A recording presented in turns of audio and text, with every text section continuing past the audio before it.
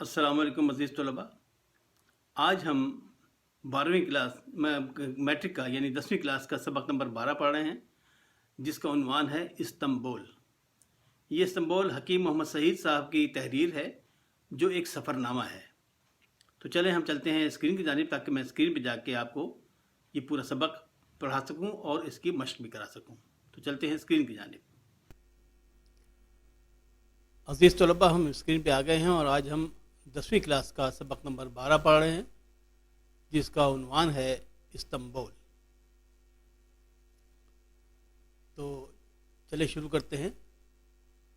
اچھا، اس کے جو یہ سبق ہے آپ کے کورس میں شامل کیا گیا ہے، اس کے تدریسی مقاصد یعنی آپ کو پڑھانے کے مقاصد کیا ہیں، کیا وجہ ہے جو آپ کے کورس میں شامل کیا ہے.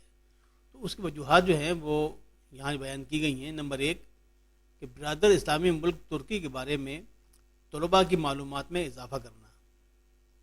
نمبر 2 ایشیا اور یورپ کے سنگم پر واقع ترکی کے شہر استنبول کی عالمی اور تاریخی اہمیت اجاگر کرنا. نمبر 3 طلباء کو حکیم محمد سعید کے طرز تحریر سے آگاہ کرنا. نمبر 4 وجہ ہے کہ طلباء کو جغرافیائی، تاریخی، ثقافتی اور تہذیبی معلومات تحریر کرنے کے فن سے آشنا کرانا. اور نمبر 5 وجہ ہے کہ طلباء کو سفر نامے کی خوبیوں سے واقفیت دلانا. تو جناب چلتے ہیں، اب ہم آگے پڑھتے ہیں اس کے بارے میں. استنبول ترکی کا ایک شہر ہے. استنبول کے شہر پر مسلمانوں کا پہلا حملہ 672 عیسوی میں ہوا تھا، لیکن وہ 7 سال تک محاصرے کے بعد ناکام واپس ہوئے. اس محاصرے کی تاریخی اہمیت یہ ہے کہ اس میں جلیل القدر صحابی حضرت ابو ایوب انصاری رضی اللہ تعالی عنہ شریک تھے. اسی مہم کے دوران میں ان کا انتقال ہوا اور وہ استنبول ہی میں مدفون ہوئے. استنبول قسطنطنیہ کی اس کا پہلا نام کیا تھا؟ قسطنطنیہ استنبول کا. اب آج کے اس کا نام ہے استنبول. استنبول قسطنطنیہ کی فتح مراد ثانی کے بیٹے محمد ثانی کے لیے، جسے محمد فاتح بھی کہا جاتا ہے، مقدر ہو چکی تھی. سلطان محمد فاتح نے 1452 عیسوی میں شہر استنبول پر پوری منصوبہ بندی کے ساتھ حملہ کیا اور 29 مئی سن 1453 کو استنبول پر مسلمانوں کا مکمل قبضہ ہو گیا. سلطان فاتحانہ انداز سے شہر میں داخل ہوا اور سب سے پہلے اس نے آیا صوفیہ میں جمعے کی نماز پڑھی. یہ آیا صوفیہ کیا تھا؟ یہ آیا صوفیہ ایک کلیسا تھا جو 672 عیسوی میں تعمیر کیا گیا تھا، بہت پرانا. جب مسلمانوں نے قسطنطنیہ کو فتح کیا تو یہاں کے لوگ دور نکل گئے. ان کا خیال تھا کہ جب فاتحین یہاں پہنچیں گے تو آسمان سے ایک فرشتہ اتر کر ان کو واپس دھکیل دے گا.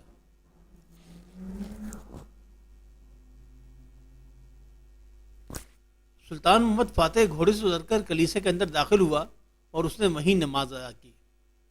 مسلمانوں نے اس میں بہت سی تعمیرات کا اضافہ کیا. دیواروں اور چھتوں کی پچیکاری پر سرمئی قلی کروا دی گئی. جن دیواروں پر بت بنے ہوئے تھے انہیں منہدم کر کے نئی دیوار بنوا دی گئی. سلطان محمد نے ایک بلند مینار تعمیر کروایا. سلیم ثانی نے شمال کی جانب دوسرا مینار بنوایا اور مراد ثالث نے باقی 2 مینار اور مرمت کا سارا کام مکمل کروایا. اس نے صدر دروازے کے پاس اندر کی طرف سنگ جراحت کی 2 بڑی نالیاں بنوائیں اور 2 بڑے چبوتے تعمیر کرائے جن پر بیٹھ کر قرآن پاک کی تلاوت کی جاتی تھی. آیا صوفیہ کے برابر قبرستان ہی میں اکثر عثمانی حکمرانوں کے مزار واقع ہیں. سلطان مراد رابع نے مسجد کی خالی دیواروں پر مشہور خطاط مصطفیٰ چلبی سے بڑے سنہری حروف میں آیات قرآنی لکھوائیں. محمود اول نے سن 1754 عیسوی میں وسیع چھت کا سلطانی راستہ، ایک خوبصورت فوارہ، ایک عدد مدرسہ اور شمال میں ایک وسیع دارالطعام بنوایا. نیز مسجد میں ایک بیش قیمت کتب خانہ قائم کیا. سلطان عبد المجید کے عہد میں مسجد کے جن حصوں کے منہدم ہونے کا خطرہ پیدا ہو گیا تھا ان کی مرمت کروائی گئی. مشہور خطاط مصطفیٰ عزت آفندی کی لکھی ہوئی 8 گول لوہیں بھی اسی عہد میں نصب کی گئی. استنبول یا قسطنطنیہ کی ایک بہت بڑی خصوصیت یہ بھی ہے کہ اسے مساجد کا شہر کہا جاتا ہے، جہاں عثمانی عہد کا طرز تعمیر اپنی پوری شان و شوکت کے ساتھ جلوہ گر ہے۔ یوں تو پورے شہر میں تقریباً 500 مساجد ہیں، لیکن اسلامی فن تعمیر کا اعلیٰ نمونہ سلیمانیہ مسجد ہے۔ 2-3 سال پہلے میں ترکی کی دعوت پر آیا تھا۔ کویت میں قائم مرکز طب اسلامی کے زیر اہتمام استنبول میں تیسری طب اسلامی کانفرنس ہوئی تھی۔ ترکی کے میرے ایک دوست ڈاکٹر پروفیسر ڈوگو اباچی ہیں، وہ ترکی کی تمام یونیورسٹیوں کے سربراہ ہیں۔ استنبول کانفرنس کا انہوں نے شاندار انتظام کیا تھا۔ ترکی کے وزیر اعظم جناب ترگت اوزال ہمارے میزبان تھے۔ ہم سب مندوبین ان کے ساتھ سلیمانیہ میں نماز جمعہ ادا کرنے آئے تھے۔ تمام مندوبین کے لیے اول صف میں انتظام تھا۔ ہزارہا نمازی تھے۔ مسجد کھچا کھچ بھری ہوئی تھی۔ خطبہ جمعہ آدھا عربی اور آدھا ترکی زبان میں تھا۔ جب نماز جمعہ ختم ہوئی تو اعلان کیا گیا کہ مندوبین کے لیے راستہ دے دیں۔ ذرا سا یہ اعلان ہوتے ہی ممبر سے دروازے تک 4 فیٹ کا راستہ بن گیا۔ نمازی دو رویا کھڑے ہو گئے۔ ایک انسان اپنی جگہ سے نہ ہلا اور ہم سب مندوبین نہایت اطمینان سے باہر آ گئے۔ یہ تنظیم کی بات ہے۔ ترک اب دنیا کی ایک نہایت شائستہ اور منظم قوم بن چکے ہیں۔ ان کا یہ ڈسپلن ان کو دنیا کی بڑی قوم بنا رہا ہے۔ اس مسجد کی تعمیر سلطان سلیمان کے ایما پر فن تعبیر کے مشہور ماہر معمار جناب محترم سنان کے ہاتھوں ہوئی۔ اس کا سنگ بنیاد سن 1550 عیسوی میں رکھا گیا اور سن 1557 عیسوی میں اس کی تعمیر پائے تکمیل کو پہنچی۔ یہ مسجد ترکی کی تمام مساجد سے ممتاز ہے۔ اس مسجد کا گنبد بہت ہی دل نواز ہے۔ اس گنبد کے اطراف میں چھوٹے چھوٹے 5 گنبد اور ہیں، جو بالکل اسی طرح محسوس ہوتے ہیں جیسے تاروں کے درمیان چاند۔ اس مسجد کی کھڑکیوں پر بے انتہا نقش و نگار بنے ہوئے ہیں۔ یہ مسجد ترکوں کے فن تعمیر ان کی نفاست پسندی کا حسین مرقع ہے۔ سلیمانیہ سے ملحق ایک بڑا کتب خانہ ہے۔ یہاں مخطوطات کا سب سے بڑا ذخیرہ محفوظ ہے۔ اندازے مطابق 1 لاکھ قلمی کتابیں یہاں ہیں اور نہایت ترتیب و تنظیم سے رکھی ہوئی ہیں۔ جب میں اپنے رفیقوں کو باسفورس، گولڈن ہارن اور آیا صوفیہ کی سیر کراتا ہوا یہاں سے سلیمانیہ میں لایا تو سب کی حیرت و مسرت کی کوئی انتہا نہ رہی۔ ہم سب نے یہاں اچھا خاصا وقت صرف کیا۔ اب یہاں سے ہم توپ کابی سرائے چلے کہ ترکی میں یہ ایک نہایت اہم عجائب گھر ہے۔ ہم سب دوست یعنی محترمہ خانم ڈسلوا، محترم ڈاکٹر محمد شعیب اختر، محترم ڈاکٹر عطاء الرحمان، محترم جناب ڈاکٹر ظفر اقبال توپ کافی پہنچ گئے۔ یہاں آئے تو سیلانیوں یعنی ٹورسٹوں کا جمع غفیر تھا۔ میرے دوستوں کو ناشتے کی ضرورت محسوس ہوئی۔ توپ کافی میں نہایت زوردار ناشتہ کیا۔ میں نے بس جوس نوشیدان کر لیا۔ ان دوستوں نے ترکش بند کی خوب تعریف کی۔ ترکش بند مطلب جیسے یہ بند ہوتا ہے کھانے والا بند، اس کی ترکش بند کی خوب تعریف کی۔ خیر جناب، جلدی ناشتہ کر کے ہم توپ کافی سرائے میوزیم دیکھنے کو چل پڑے۔ استنبول کے عجائب خانوں میں توپ کافی کی حیثیت شہرا آفاق ہے۔ یہاں رومی، بزنطینی اور عثمانی عہد کی ہزاروں لاکھوں قیمتی اشیاء رکھی گئی ہیں۔ اس میں عثمانی سلاطین کے آثار، جواہرات، ملبوسات اور دیگر اشیائے آرائش و تزئین کے علاوہ چینی، جاپانی، عربی اور یورپی عجائب بھی رکھے گئے ہیں۔ توپ کافی میں آثار قدیمہ کے ایک عجائب گھر کے علاوہ فوجی عجائب خانہ بھی علیحدہ موجود ہے، جو اوقاف کہلاتا ہے۔ اسلامی ترکی آرٹ، ادب اور نقاشی نیز مصوری کے بھی حیرت انگیز نمونے موجود ہیں۔ اسلامی علوم و فنون و ثقافت کو آگے بڑھانے میں سلاجقہ ترک بالخصوص عثمانی حکمرانوں کا کردار بہت نمایاں ہے۔ انہی کے علمی ذوق کی وجہ سے استنبول کا عجائب خانہ توپ کافی، جہاں نوادر اور آثار قدیم کا مشہور عالم مرکز بنا، وہاں علم و فن کے بیش بہا ذخیروں اور نادر کتابوں کا بھی مخزن بنا۔ نوادر کتب اور اہم مخطوطات کے الگ شعبے ہیں۔ بعض ایسی کتابیں بھی وہاں موجود ہیں کہ جن کا ایک ہی نسخہ دنیا میں موجود ہے اور وہ نسخہ توپ کافی میں ہے۔ انگریزوں کے علمی ذوق کی مدح و ستائش بہت کی جاتی ہے، مگر خود ولیم راجرز نے اپنی مشہور تصنیف توپ کافی میں یہ گلہ کیا ہے کہ انگریزوں نے بہت سے مسلم اداروں اور خاص طور پر بیت الحکمت کا ذکر تو ضرور کیا ہے، لیکن توپ کاپی کو نظر انداز کر دیا۔ جہاں قدیم اسلامی عہد کی نادر و نایاب کتابیں بکثرت موجود ہیں، اور مخطوطات و مسودات کے لحاظ سے بھی دنیا کے عجائب خانے اور بہت سے میوزیم اس کے مقابلے میں ہیج ہیں۔ تقریباً ہر علم فن سے متعلق اہم کتابیں یہاں موجود ہیں۔ فن خطاطی کے مظہر کی حیثیت سے قرآن کریم کی وہ آیات توپ کاپی میں موجود ہیں جو مشہور خطاطوں کے ہنرمندی کے نمونے کی حیثیت سے عالمی شہرت رکھتی ہیں۔ رسول اللہ صلی اللہ علیہ وآلہ وسلم کی سیرت و سوانح پر نسخ میں ایک اہم مخطوطہ بھی توپ کاپی میں موجود ہے۔ استنبول آ کر مسجد سلطان احمد کیسے نہ دیکھتے؟ ہمیں تو نماز ظہر بھی ادا کرنی تھی، یہاں سے ہم مسجد سلطان احمد آ گئے۔ سلطان محمد ثالث کا بڑا لڑکا تھا۔ 14 سال کی عمر میں تخت نشین ہوا۔ نوعمری کے باوجود ایک پختہ کار اور صاحب تدبر بادشاہ تھا۔ سلطان احمد نے 28 سال کی عمر میں 22 نومبر سن 1617 عیسوی کو وفات پائی۔ یہ اس کی بنائی ہوئی شاندار مسجد ہے جو شاہی مساجد میں بہت ممتاز ہے، اور قدیم زمانے میں وہی جامع مسجد تھی۔ آج جامع سلطان احمد اپنے 6ویں ناروے سے مشہور ہے۔ اسے سلطان احمد نے اپنی وفات کے سال مکمل کیا۔ یہ شاہی مسجد بہت سے مذہبی تہواروں کے منانے کی جگہ اور بہت سے درباری رسمی جلوسوں کا مرکز رہ چکی ہے۔ مسجد تاریخی حیثیت کے حامل ہے۔ یہاں سب نے وضو کیا، نماز ظہر اور نماز عصر ملا کر پڑھی۔ سیلانیوں کا یہاں بھی مجمع تھا اور خوب تھا۔ اب ہم استنبول کی سیر کے آخری مرحلے میں آ گئے۔ میں ترکی جب بھی آتا ہوں حضرت ایوب انصاری رضی اللہ تعالیٰ عنہ کے مزار پر ضرور آتا ہوں۔ آج بھی ہم 5 سوار آخر میں مزار اقدس پر حاضر ہوئے۔ حضرت ابو ایوب انصاری رضی اللہ تعالیٰ عنہ کو مرتبہ علم ایسا تھا کہ صحابہ کرام مسائل کی تحقیق میں انہی سے رجوع کرتے تھے۔ حضرت ابو ایوب انصاری کی شخصیت میں 3 چیزیں نمایاں تھیں: جوش ایمانی، حق گوئی، اور آن حضرت رسول اللہ صلی اللہ علیہ وآلہ وسلم سے بے کرا محبت و عقیدت۔ حضرت ابو ایوب انصاری رضی اللہ تعالیٰ عنہ کا ایک مرتبہ مقام یہ ہے کہ وہ آن حضرت صلی اللہ علیہ وآلہ وسلم کے میزبان رہے ہیں۔ جب آپ صلی اللہ علیہ وسلم مدینہ منورہ میں داخل ہوئے تو ہر شخص چاہتا تھا کہ حضور صلی اللہ علیہ وآلہ وسلم کے قیام اس کے یہاں ہو، لیکن کارکنان قضاء و قدر نے اس شرف کے لیے جس گھر کو دیکھا وہ حضرت ابو ایوب انصاری رضی اللہ تعالیٰ عنہ کا کاشانہ تھا۔ نبی اکرم صلی اللہ علیہ وآلہ وسلم کی بشارت کی روشنی میں فتح قسطنطنیہ کے لیے حضرت امیر معاویہ کے دور حکومت میں، جیسے کہ ابتدا میں ہم ذکر کر چکے ہیں، قسطنطنیہ پر فوج کشی ہوئی تو حضرت ابو ایوب انصاری رضی اللہ تعالیٰ عنہ اس گروہ میں شریک تھے۔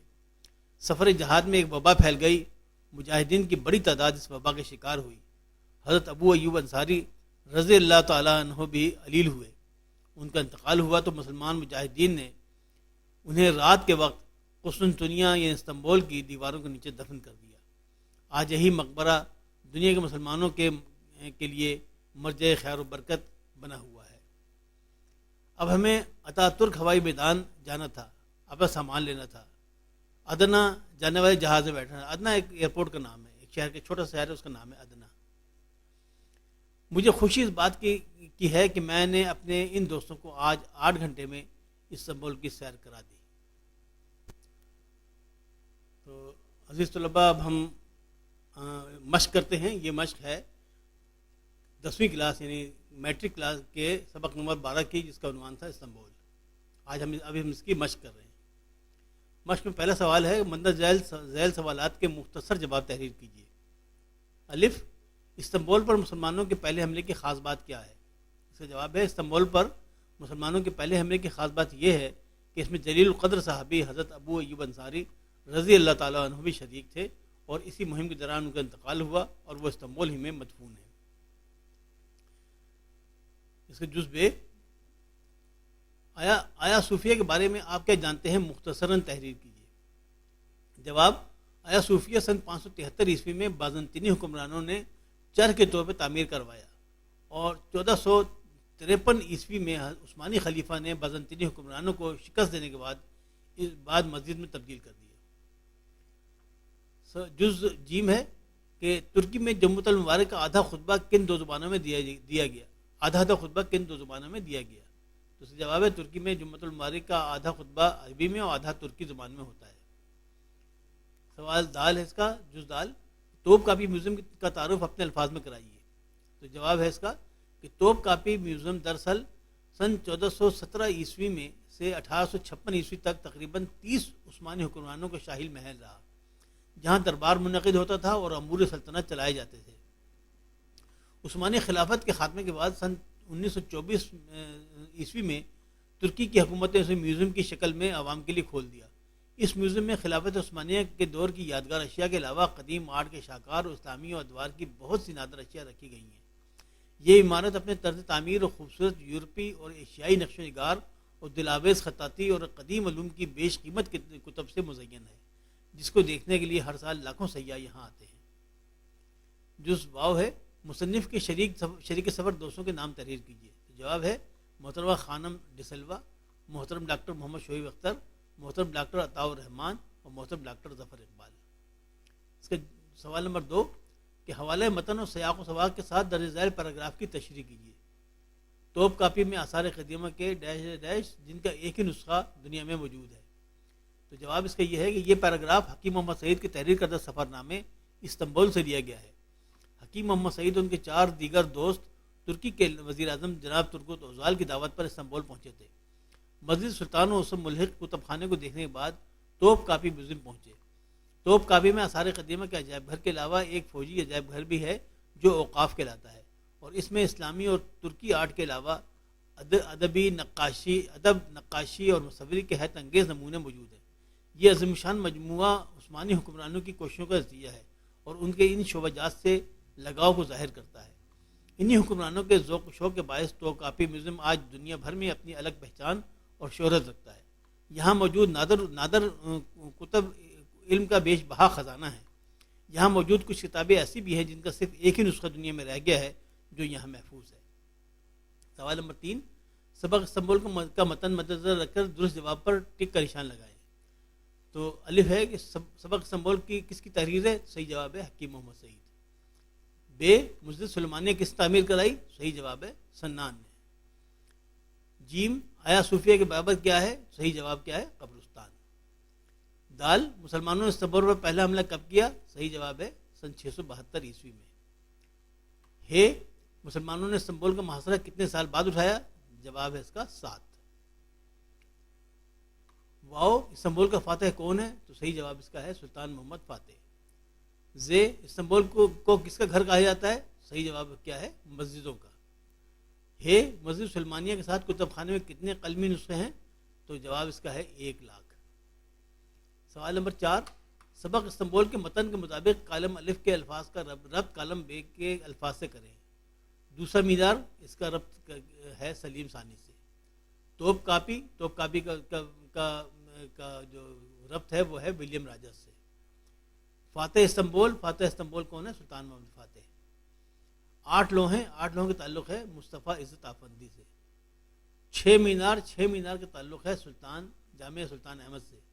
اور 3 نمایاں چیزیں کیا ہے؟ وہ حضرت ابو ایوب انصاری سے ان کے تعلق ہے. سوال نمبر 5 متن کی روشنی میں قوسین میں دیے گئے الفاظ میں سے درست لفظ منتخب کر کے خالی جگہ پور کیجیے. سلطان محمد فاتح گھوڑے سے اتر کر ڈیش میں داخل ہوا. کس میں داخل ہوا؟ کلیسا میں. بے پورے شہر میں ڈیش مساجد ہیں کتنی؟ 500. جیم ترکی کے وزیر اعظم جناب ترکوت اوزال ہمارے ڈیش تھے، کیا تھے؟ میزبان. دال سلمانیہ سے ملحق ایک بڑا ڈیش ہے، کیا ہے؟ کتب خانہ ہے. جامع سلطان احمد اپنے ڈیش میناروں کی وجہ سے مشہور ہے، کتنے؟ 6 میناروں کی وجہ سے مشہور ہے. سوال نمبر 6 مندرجہ ذیل الفاظ و تراکیب کو اپنے جملوں میں اس طرح استعمال کریں کہ ان کا مفہوم واضح ہو جائے. تو ہم نے یہاں پہ کر لیا جناب. یہ ہے جواب محاصرہ کہتے ہیں گھیر لینے کو. اس کا جملہ بنایا ہم نے پولیس نے دہشت گردوں کے ٹھکانے کا محاصرہ کر لیا ہے. جلیل القدر اس کا معنی بڑی شان والا. اکبر اعظم خاندان مغلیہ کا جلیل القدر بادشاہ تھا. مدفون دفن کیا ہوا یا دبایا ہوا. تو اس کا جملہ ہے میرے سینے میں بہت سے راز مدفون ہیں. سرمئی کہتے ہیں گرے رنگ کو. گرے انگلش میں کہتے ہیں نا، اس کو کہتے ہیں سرمئی. تو اس کا خزاں ہم نے جملہ بنایا خزاں میں سرمئی رنگ بہت نمایاں ہوتا ہے. منہدم گرا ہوا. اس کا جملہ ہے ٹھٹا کے تاریخی قبرستان کی بہت سی قبریں اب منہدم ہو چکی ہیں. تنظیم کہتے ہیں ترتیب کو، اصول کو. جیسے جملہ ہے تنظیم کے بغیر کوئی ادارہ ٹھیک کام نہیں کر سکتا. مخطوطہ کہتے ہیں قلمی نسخے کو. اس کا جملہ ہے کہ توپ کاپی میوزیم میں اولین اسلامی دور کے مخطوطات موجود ہیں. مسودہ کہتے ہیں ابتدائی تحریر کو. تو اس کا جملہ ہے کہ ناول کا مسودہ تیار ہے، بس نظر ثانی کی ضرورت ہے. کاشانہ کہتے ہیں گھر کو یا مکان کو. اس کا جملہ ہے آپ کا کاشانہ کہاں ہے. قضاء و قدر کہتے ہیں وہ اصول جو اللہ نے طے کر دی. اس کا جملہ ہے قضاء و قدر کے معاملات میں کوئی دخل نہیں دے سکتا. مرجع کہتے ہیں پناہ گاہ کو یا بار بار آنے کی جگہ کو. تو اس کا جملہ ہم نے بنایا کہ مزار قائد مرجع خاص و عام ہے. سوال نمبر 7 ہے، اس سبق کا خلاصہ اپنے الفاظ میں تحریر کیجیے. تو اس ہم نے تحریر کر دیا آپ کے لیے کہ استنبول ترکی کا ایک مشہور تاریخی شہر ہے. اس کا پرانا نام قسطنطنیہ تھا. مسلمانوں نے اس پر پہلا حملہ 672 عیسوی میں کیا. شہر کا محاصرہ 7 سال جاری رہا، جس میں مشہور صحابی حضرت ابو ایوب انصاری رضی اللہ تعالیٰ عنہ بھی شریک تھے، جو اس دوران انتقال کر گئے اور شہر کی فصیل کے نیچے ہی مدفون ہیں. سلطان محمد فاتح نے سن 1452 کو اسے فتح کیا اور آیا صوفیہ کو جو پہلے ایک کلیسا تھا اسے مسجد میں تبدیل کر دیا اور وہاں نماز ادا کی. بعد میں آنے والے عثمانی خلفاء نے اس کی تزئین و آرائش کی اور اسے ایک شاہکار بنا دیا. آیا صوفیہ کے قریب قبرستان میں اکثر عثمانی خلفاء کے مزارات واقع ہیں. سلطان مراد رابع نے مشہور خطاط مصطفیٰ چلبی سے مسجد کی خالی دیواروں پر بڑے بڑے سنہری حروف میں قرآنی آیات لکھوائیں اور ایک خوبصورت فوارہ دارالطعام اور کتب خانہ قائم کیا.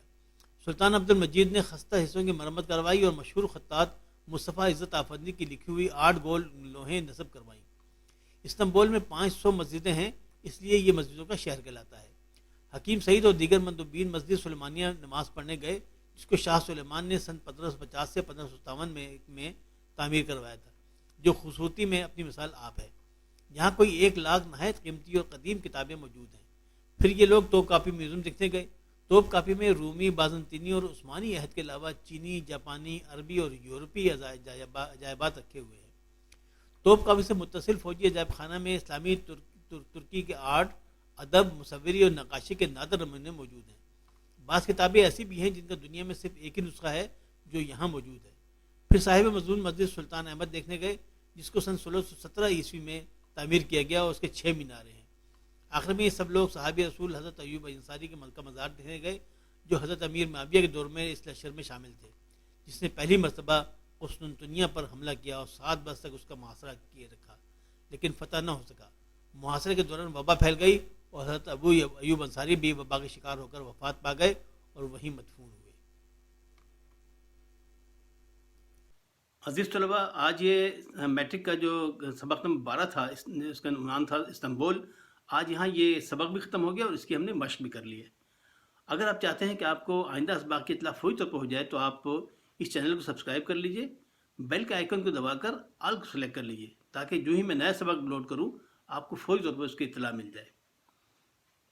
تو آئندہ انشاءاللہ آئندہ سبق تک کے لیے پھر حاضر ہوں گے.